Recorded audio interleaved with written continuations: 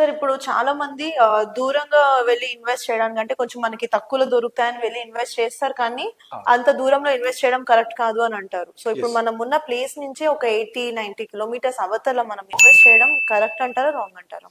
So 100% దూరం వెళ్ళి invest చేస్తేనే కరెక్ట్ అండి. ఎందుకంటే దగ్గరలో ఇన్వెస్ట్ చేద్దామంటే రేట్లు పెరిగి ఉంటాయి.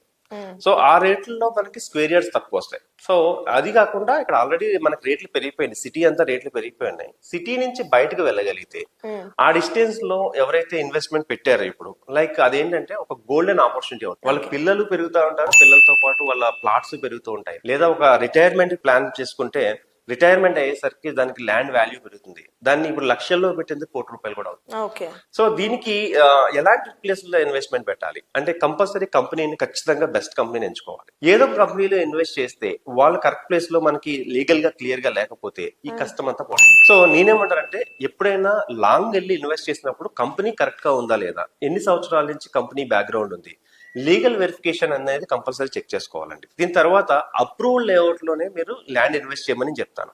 లైక్ డిటిసిపి గానీ, హెచ్ఎండిఏ గానీ, ముడా గానీ ఈ ప్లేసుల్లో ఇన్వెస్ట్ చేస్తే వాళ్ళకి రెరా సర్టిఫైడ్ కూడా ఉంటుంది కాబట్టి కొంచెం భరోసాగా ఉంటుంది.